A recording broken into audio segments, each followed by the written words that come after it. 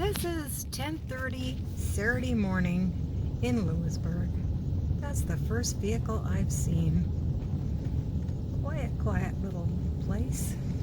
A little busier yesterday with Canada Day, but this is unreal. Wow.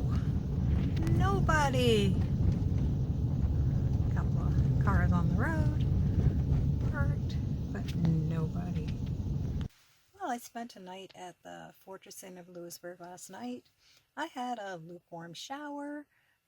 The internet was very slow. It took 17 hours to upload a short video to YouTube.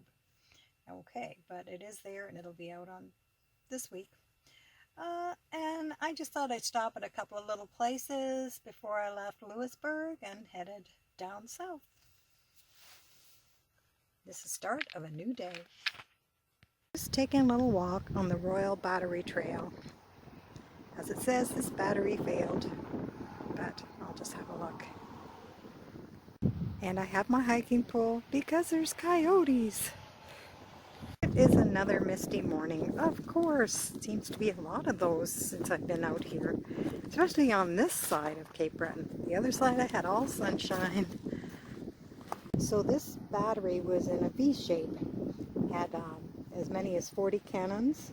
It was supposed to prevent enemy ships from entering Louisbourg Harbor. But the artillery support at the rear of the fortification was minimal, and the elevated land behind the battery gave attackers a great position, a superior position. And in both sieges, British troops landed down the coast and made landward approaches to surround the town.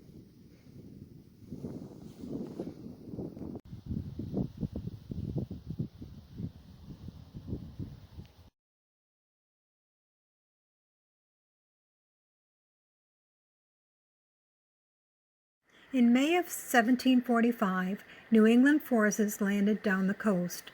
The French officers felt that the Royal Battery could not be defended, so they abandoned it and they spiked the cannons. But it was done quickly, and the New Englanders took control of the battery and soon turned the large guns upon the fortress.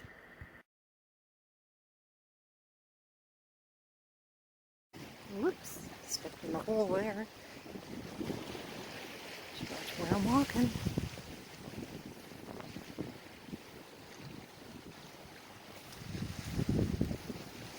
Construction of the battery took place from 1724 to 1732. It included 2 towers, a storehouse, a chapel, a bakery, and barracks, and it was estimated that at least 250 men would be required to operate it successfully.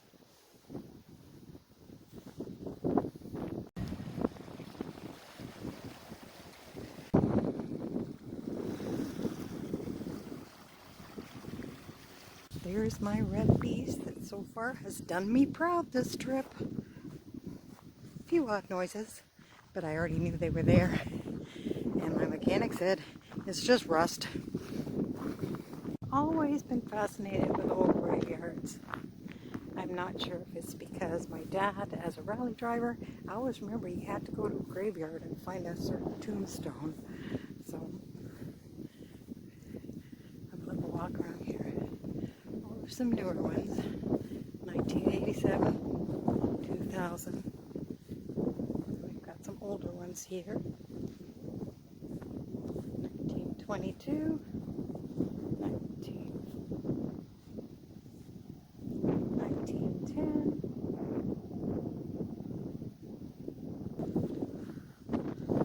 1860, 1868.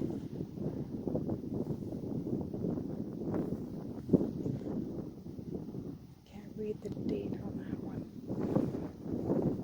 The church stood right in front of this graveyard, but it was demolished, along with some amazing buildings. Amazing houses. This land here was originally settled in the early 1700s by French colonists. I don't know if we see any foundations or if it's all gone.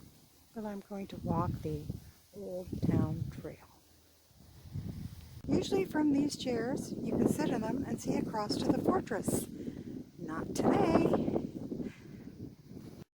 In 1903, a memorial fund was created to protect ruins at Louisbourg. In 1920, the Government of Canada proposed the creation of a national park. They expropriated all private properties that remained in the old town. The families that had to move were heartbroken. Some bought property in the area or built around the harbor, taking whatever they could to reuse. Several even hauled their homes out of the old town. There's a duck.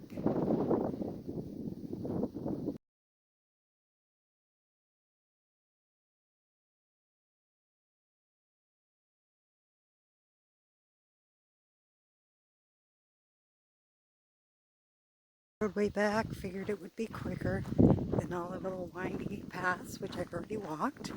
So, got the trees on this side. Heading on from this misty morning, this place, actually it's afternoon now, but I'm not sure where I'm heading yet. I was going to go up and do the lighthouse walk, but I have a feeling it'll be even foggier there on the harbor. So I may just head down and start going south. I have to go back up to Sydney area to be able to do that, so it's kind of like backtracking a little bit. Well, it's a little brighter inland, and it's a little warmer. It's 23 degrees. In about 8 kilometers, I'm going to stop at a little provincial park and make myself coffee.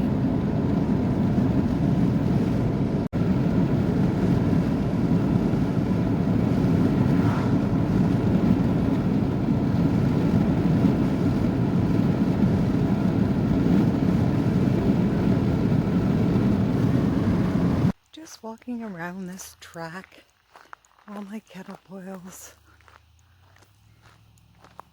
It's a really tiny little provincial park, but it's quiet. I'm the only one here.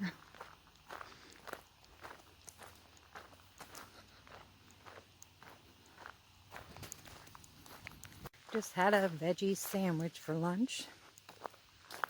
Kettle's still not boiled, just check. Guess we'll take a walk to the outhouse. Certainly been attacked and bitten this trip.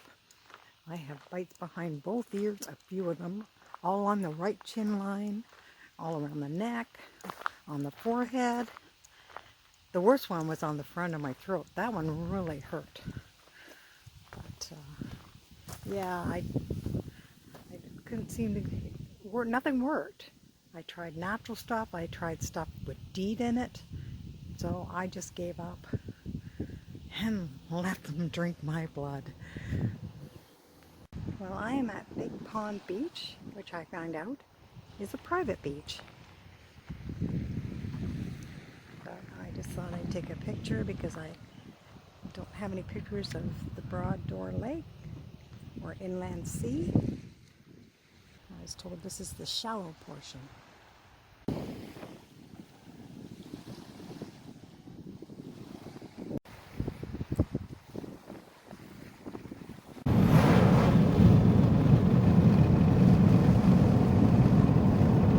In May of 1745, New England forces landed down the coast. The French officers felt that the Royal Battery could not be defended, so they abandoned it and they spiked the cannons. But it was done quickly, and the New Englanders took control of the battery and soon turned the large guns upon the fortress.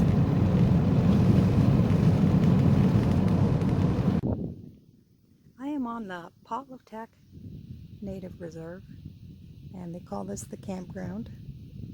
It's a boondocking place. And over there is Chapel Island, where a lot of the Mi'kmaq Indians get together for the Feast of St. Anne in late July, and also the elders meet there twice a year.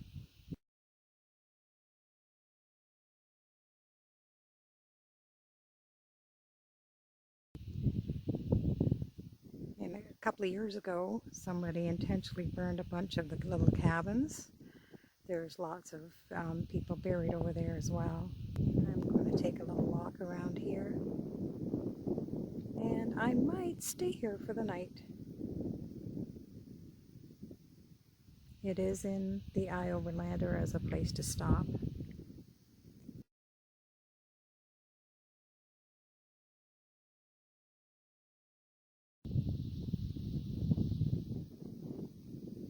Such a beautiful morning.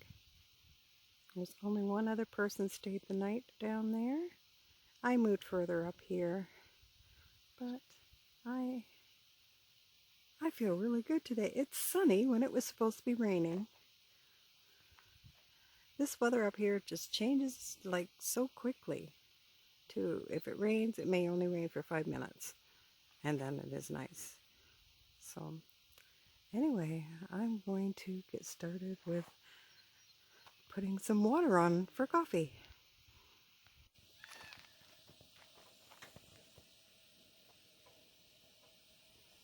Those little creamers I'm getting from Dollarama because they don't have any milk in them, and I don't have to put them in the refrigerator. The only flavor I've found so far are the French vanilla though, but it's good in my coffee in the morning.